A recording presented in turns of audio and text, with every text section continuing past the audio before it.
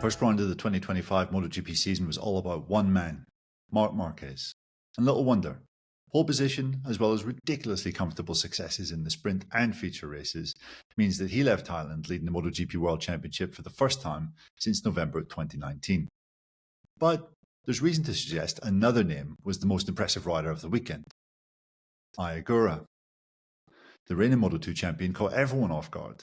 Having qualified fifth, he came home fourth in the sprint, just back of triple world champion Pecco Bagnaia. He was fifth again in the feature race on Sunday, finishing first Aprilia, first non-Ducati, and just 7 seconds off the victor. It was the best result for a rookie in his first race in the MotoGP class since Marc Marquez in 2013.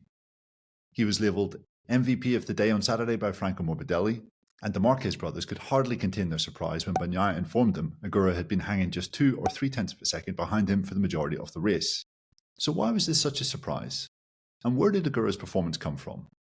It's fair to say American team Trackhouse Aprilia's decision to sign Ogura for 2025 and 26 over American rider Joe Roberts was received with some scepticism in certain quarters.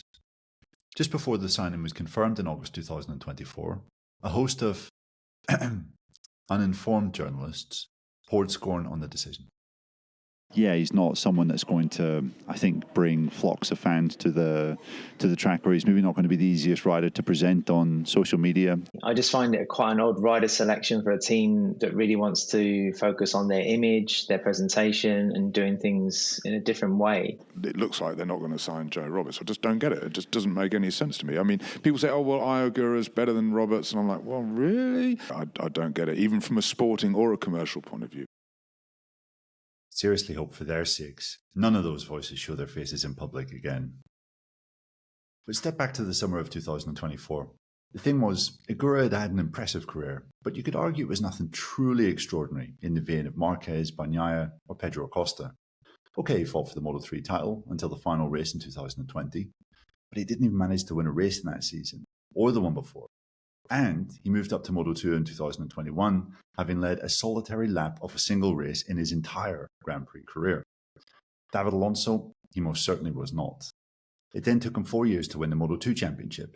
And before he did that, who could forget Sepang 2022, when he crashed out of the lead, the penultimate race, on the last lap, when he was poised to carry a 17.5 point advantage into the season finale.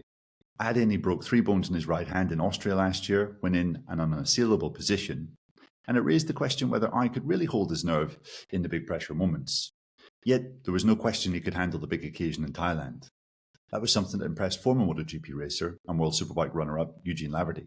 Yeah, Ogura was awesome. I knew it was good, but I didn't think it was that bloody good, because there ain't many guys that can come in and keep a cool head like that. Even whenever Johan Zarco came to Qatar, he amazed us all those years ago by leading the race, but then, true to rookie form, he threw it up the road. Whereas Ogura just did his thing, not just in one race where you can get away with it, but he did it twice. That's not easy to do, because if he'd thrown it up the road on Sunday, we would have still said, wow, what a performance. So to bring it to the finish line like a season campaigner was incredible. Now, I may have made the case that Ogura's numbers in Moto2 and Moto3 weren't exceptional, and they weren't. But there were certainly signs of a special rider in his time in the junior categories. For example, he was scoring regular top sixes 6 races into his first Moto3 season. He was 5th in his second ever Moto2 race, and by round 11 of that year, he was fighting for victories. Considering he qualified down in 13th, his win at home in Japan in 2022, when locked in a title fight, was truly brilliant. And then, how he came back from that hand injury in Austria last year, scoring 8th in his next appearance before winning in Misano, left everyone in no doubt that he was the best Moto2 rider in 2024. What's more, Ogura is a rider well aware of his strengths and weaknesses. He had the chance to step up into MotoGP in 2023 with Honda, but turned it down feeling that he wasn't quite ready. This was something he explained on the Paddock Pass podcast last year. 2 years ago, I was fighting for the title, but in the practice, I was not always inside the top 5, let's say. I'm average like top 5 to top 10. And in the race, I could be there, but that wasn't enough for me. And this year, I think I performed better than 2022. And I feel that this year there's a lot of chances to get the title. So for this reason, I decided to go MotoGP. Yeah. Andy's a thinking rider.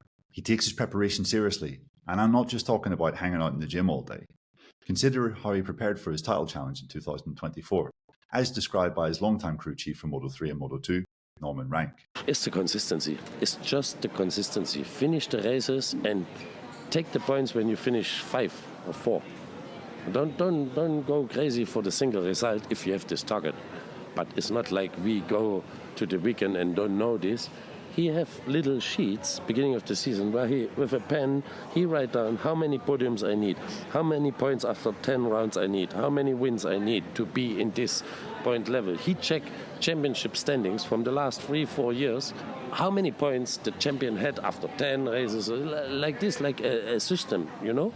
And this is nice to work with, and he followed this, and apart from his talent, you know, I mean, it's lovely to watch and enjoy every lap to watch him, because I cannot stand in the box anymore because I want to see him riding. So where does Ogura's MotoGP debut compare to the most eye-catching we've ever seen? It's fair to say it wasn't quite at the level of Jarno Saarinen in the 1973 French Grand Prix, or Max Biaggi at Suzuka in 1998. Both riders won their first ever race in the 500cc class. We've already mentioned Marquez's debut in 2013. Jorge Lorenzo and Dani Pedrosa's first races in the top class also come to mind. But it was another name, of whom podcast regular David Emmett was reminded, in Thailand.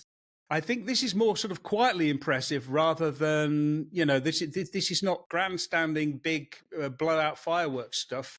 I mean, if you go back to, Pedrosa finished second in 2006 in his first race. Lorenzo second in Qatar 2008, second in FP1, FP2, FP3. Then he gets pole, then he finishes second. That, I think, was perhaps one of the more spectacular starts. Marquez fourth in 2013 at Qatar in FP1. Then he led for FP2 and FP3 and finished third in the race. So that was impressive. But to me, I think this reminds me most of Casey Stoner because, I mean, we know that Ogura is a world champion, but I feel he's a little bit underrated. He's not the kind of champion that you think is going to come in and clean up. It's not like Pedro Acosta, where we were all, okay, this is the second coming. This is much more like Stoner in that he turned up on a satellite bike. I think he was third in FP1 at Jerez, and then he ended up finishing sixth. It was more one of those things like, oh, okay, we weren't expecting this. And Ogura was just sensible. He sat there, he learned, he picked everything up. This to me, I think, is much more promising. I think Ogura is also going to be a bit like Stoner, one of those riders who is actually much better on the big bikes than he was on the small bikes. So I'm quite interested to see how this works out. Now look, we don't want to build Ogura up too much here. And we must remind ourselves that Thailand is one of his best tracks.